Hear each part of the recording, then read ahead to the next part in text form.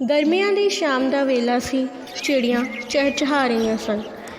ਬਾਜ਼ਾਰ ਵਿੱਚ ਖੂਬ ਗਹਿਮਾ ਗਹਿਮੀ ਸੀ ਤੇ ਬਾਜ਼ਾਰ ਦੇ ਐਨ ਵਿੱਚੋਂ ਵਿੱਚ ਖੈਰਦੀਨ ਦਫ਼ਤਰ ਦੀ ਦੁਕਾਨ 'ਤੇ ਕਾਮੇ ਜਿਲਦਾ ਬੰਨਣ ਦੇ ਕੰਮ ਵਿੱਚ ਰੁੱਝੇ ਹੋਏ ਸਨ। ਕੰਮ ਕਰਦਿਆਂ ਦਫ਼ਤਰੀ ਦੀ ਨਜ਼ਰ ਬੂਹੇ 'ਤੇ ਖੜ੍ਹੇ ਅਧਖੜ ਉਮਰ ਦੇ ਸਰਦਾਰ ਜੀ 'ਤੇ ਪਈ। ਫੱਟੇ 'ਤੇ ਬੈਠਦਿਆਂ ਝੁਰੀਆਂ ਵਾਲੇ ਹੱਥਾਂ ਨਾਲ ਫੜੀ ਹੋਈ ਰੁਮਾਲ ਦੀ ਪੋਟਲੀ ਖੋਲ੍ਹਦਿਆਂ ਉਹਨਾਂ ਦੁਕਾਨਦਾਰ ਵੱਲ ਵਧਾਉਂਦੇ ਹੋਏ ਪੁੱਛਿਆ, ਕਿਉਂ ਜੀ, ਤੁਸੀਂ ਸੁਨਹਿਰੀ ਜਿਲਦਾਂ ਵੀ ਬੰਨ੍ਹਦੇ ਹੋ? ਬੜੇ ਹੀ ਅਦਬ ਨਾਲ ਉਸਨੇ ਪੋਟਲੀ ਦੀਆਂ 5-7 ਤਹਿਾਂ ਖੋਲ੍ਹੀਆਂ ਤੇ ਵਿੱਚੋਂ ਇੱਕ ਕਿਤਾਬ ਕੱਢੀ। ਵਰਕਾ ਵਰਕਾ ਹੋਈ, ਹੱਥ ਲਾਉਣ 'ਤੇ ਭੁਰਦੀ ਜਾਣ ਵਾਲੀ, ਡਾਢੇ ਮੈਲੇ ਗੱਤੇ। ਕਿਤਾਬ ਵੱਲ ਦੇਖ ਕੇ ਸਾਰੇ ਕਰਮਚਾਰੀਆਂ ਦਾ ਹਾਸਾ ਨਿਕਲ ਗਿਆ। ਬਈ ਕੱਖਾਂ ਦੀ ਕੁੱਲੀ ਤੇ ਹਾਥੀ ਦੰਦ ਦਾ ਪਰਨਾਲਾ। ਵੇਖਦੇ ਹੀ ਮੈਂ ਬਿਟਰ ਗਾਹਕ ਵੱਲ ਦੇਖਣ ਲੱਗਾ। ਜਿਲਦ ਬੰਨਣ ਦਾ ਇਕਰਾਰ ਕਰਕੇ ਉਸਨੇ ਇੱਕ ਵਾਰ ਪੁੱਛ ਹੀ ਲਿਆ, ਇਹ ਤੁਹਾਡੀ ਆਪਣੀ ਹੈ? ਹਾਂਜੀ, ਮੇਰੀ ਲੜਕੀ ਦੀ ਹੈ। ਤਾਂ ਫਿਰ ਸਰਦਾਰ ਜੀ ਨੇ ਕਿਹਾ, ਇਸ ਉੱਪਰ ਸੁਨਹਿਰੀ ਅੱਖਰਾਂ ਨਾਲ ਬੀਬੀ ਜ਼ੈਨਾ ਲਿਖ ਦੇਣਾ। ਦਫ਼ਤਰੀ ਨੇ ਫੇਰ ਕਿਹਾ, ਬਈ ਲਿਖਾਈ ਤਾਂ ਬਹੁਤ ਸੁੰਦਰ ਹੈ, ਪਰ ਮੇਰੀ ਮੰਨੋ ਇਸ ਨੂੰ ਦੁਬਾਰਾ ਛਾਪੇ ਨਾਲ ਬਣਵਾ ਲਓ। ਤਾਂ ਸਰਦਾਰ ਜੀ ਨੇ ਕਿਹਾ, ਇਹ ਮੇਰੀ ਲੜਕੀ ਨੂੰ ਬਹੁਤ ਪਿਆਰੀ ਹੈ, ਇਹ ਉਸਦੇ ਪਿਓ ਦੀ ਆਖਰੀ ਨਿਸ਼ਾਨੀ ਹੈ। ਦੁਕਾਨਦਾਰ ਨੇ ਸ਼ੱਕ ਤੇ ਹੈਰਾਨੀ ਭਰੀਆਂ ਅੱਖਾਂ ਨਾਲ ਵੇਖਿਆ ਤਾਂ ਸਰਦਾਰ ਜੀ ਨੇ ਦੱਸਣਾ ਸ਼ੁਰੂ ਕੀਤਾ। ਅੱਜ ਤੋਂ 5 ਵਰ੍ਹੇ ਪਹਿਲਾਂ ਹਿੰਦੂ ਮੁਸਲਮਾਨਾਂ ਦਾ ਫਸਾਦ ਹੋਇਆ।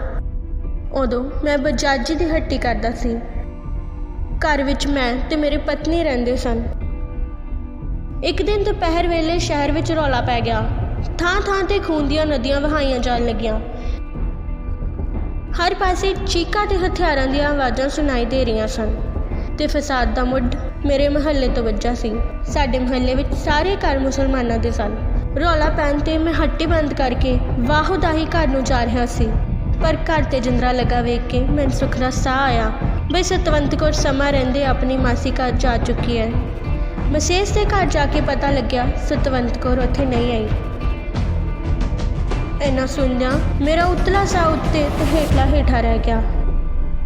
ਥਾਂ ਥਾਂ ਉਸਦੀ ਭਾਲ 'ਚ ਭਟਕਦਾ ਮੈਂ ਇੱਧਰ ਉੱਧਰ ਘੁੰਮਦਾ ਰਿਹਾ, ਪਰ ਉਸਦਾ ਕੁਝ ਵੀ ਸਿੱਟਾ ਨਾ ਨਿਕਲਿਆ। ਉੱਧਰ ਫਸਾਦ ਹੌਲੀ ਹੌਲੀ ਵੱਧਦਾ ਜਾ ਰਿਹਾ ਸੀ। ਕਈ ਬੇਦੋਸ਼ੀ ਮਾਰੇ ਜਾ ਰਹੇ ਸਨ।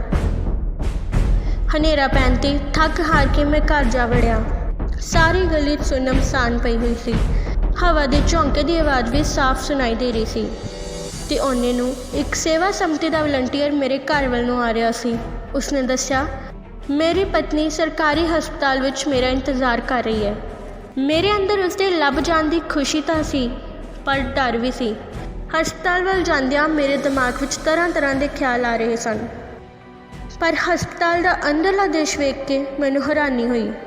ਮੰਜੇ ਉੱਤੇ ਸਿਰ ਤੋਂ ਪੈਰਾਂ ਤੱਕ ਪੱਟੀਆਂ ਨਾਲ ਬੱਝਾ ਹੋਇਆ ਇੱਕ ਬੁੱਢਾ ਮੁਸਲਮਾਨ, ਜਿਸ ਦੇ ਪਾਸੇ ਬੈਠੀ ਸਤਵੰਤ ਕੌਰ ਅਥਰੂ ਵਹਾ ਰਹੀ ਸੀ। ਮੈਨੂੰ ਵੇਖ ਕੇ ਉਹ ਮੇਰੇ ਕੋਲ ਆ ਕੇ ਕਹਿਣ ਲੱਗੀ, ਜੇ ਅਜੇ ਨਾ ਹੁੰਦੇ ਤਾਂ। ਉਸਨੇ ਦੱਸਿਆ, ਫਸਾਦ ਦੀ ਗੱਲ ਸੁਣ ਕੇ ਉਹ ਸਹਿਮ ਗਈ ਸੀ ਤੇ ਘਰ ਦਾ ਜ਼ਰੂਰੀ ਸਮਾਨ ਤੇ ਗਹਿਣਾ ਗੱਟਾ ਟਰੰਕ ਵਿੱਚ ਪਾ ਕੇ ਆਪਣੀ ਮਾਸੀ ਘਰ ਜਾ ਰਹੀ ਸੀ। ਰਸਤੇ ਵਿੱਚ ਕੁਝ ਗੁੰਡੇ ਟਰੰਕ ਵਿੱਚ ਚੋਖਾ ਮਾਲ ਜਾਣ ਕੇ ਮੇਰੇ ਵੱਲ ਆ ਰਹੇ ਸਨ ਤਾਂ ਮੈਂ ਨੱਠ ਕੇ ਇਸ ਬੁੱਢੇ ਹਲਵਾਈ ਦੀ ਦੁਕਾਨ ਵਿੱਚ ਜਾ ਵੜੀ, ਪਰ ਉਹ ਮੇਰੇ ਮਗਰ ਦੁਕਾਨ ਤੱਕ ਆ ਚੁੱਕੇ ਸਨ। ਤਾਂ ਇਸ ਬੁੱਢੇ ਬਾਬੇ ਨੇ ਮੈਨੂੰ ਬਚਾਉਣ ਲਈ ਉਹਨਾਂ 'ਤੇ ਕੜਾਹੀ 'ਚੋਂ ਗਰਮ ਦੁੱਧ ਦੇ ਪਿਆਲੇ ਸੁੱਟਣੇ ਸ਼ੁਰੂ ਕੀਤੇ ਤਾਂ ਉਹ ਸਾਰੇ ਉੱਥੋਂ ਨੱਠ ਗਏ। ਪਰ ਕੜਾਹੀ ਖਾਲੀ ਹੋਣ 'ਤੇ ਉਹ ਮੁੜ ਆਏ ਤਾਂ ਬਾਬੇ ਨੇ ਉਹਨਾਂ 'ਤੇ ਚੁੱਲ੍ਹੇ ਦੀ ਅੱਗ ਪਾਣੀ ਸ਼ੁਰੂ ਕਰ ਦਿੱਤੀ, ਜਿਸ ਨਾਲ ਕੁਝ ਝੁਲਸ ਗਏ। ਪਰ ਅੱਗ ਖਤਮ ਹੋਣ 'ਤੇ ਬਾਬੇ ਨੂੰ ਨਿਹੱਥਾ ਜਾਣ ਕੇ ਉਹਨਾਂ ਨੇ ਕਾਫਰ ਆਖਦਿਆਂ ਬਾਬੇ ਨੂੰ ਫੇਰ ਸੁੱਟਿਆ। ਕੁਝ ਦੇਰ ਮਗਰੋਂ ਪੁਲਿਸ ਦਾ ਸਾਇਰਨ ਸੁਣ ਕੇ ਸਾਰੇ ਨੱਸ ਗਏ। ਰੱਬ ਇਸ ਬਾਬੇ ਦਾ ਦੋਹਾਂ ਜਹਾਨਾਂ ਵਿੱਚ ਭਲਾ ਕਰੇ। ਉਸ ਦੀਆਂ ਗੱਲਾਂ ਸੁਣ ਕੇ ਮੇਰੇ ਲੂ ਕੰਨੇ ਖੜੇ ਹੋ ਗਏ। ਦੂਜੇ ਦਿਨ ਸਵੇਰੇ ਹੋਸ਼ ਆਉਣ 'ਤੇ ਬਾਬੇ ਦੇ ਮੂੰਹੋਂ ਪਹਿਲਾ ਵਾਕ ਇਹ ਨਿਕਲਿਆ, ਜ਼ੈਨਾ ਪੁੱਤ ਤੂੰ ਕਿੱਥੇ ਹੈ? ਅਸੀਂ ਦੋਵੇਂ ਉਸਦਾ ਧੰਨਵਾਦ ਕਰਨ ਲਈ ਉਸਦੇ ਪੈਰਾਂ 'ਤੇ ਡਿੱਗ ਪਏ। ਤਾਂ ਉਹਨਾਂ ਕਿਹਾ, ਸਰਦਾਰ ਜੀ, ਮੈਂ ਤੁਹਾਡੇ 'ਤੇ ਅਹਿਸਾਨ ਨਹੀਂ ਕੀਤਾ।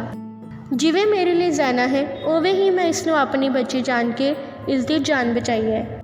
ਤੁਸੀਂ ਬਸ ਇਸ ਪਤੇ 'ਤੇ ਜਾ ਕੇ ਮੇਰੀ ਜ਼ੈਨਾ ਨੂੰ ਮੇਰੇ ਕੋਲ ਲੈ ਆਓ। ਮਾਂ ਦੇ ਮਰਨ ਤੋਂ ਬਾਅਦ ਵਿਚਾਰੀ ਇਕੱਲੀ ਹੈ। ਇੰਨਾ ਆਖਦਿਆਂ ਉਸਦੇ ਹੰਝੂ ਵਹਿ ਤੁਰੇ। ਪਤੇ ਉੱਤੇ ਜਾ ਕੇ ਜ਼ੈਨਾ ਨੂੰ ਹਸਪਤਾਲ ਲਿਆਂਦਾ ਗਿਆ।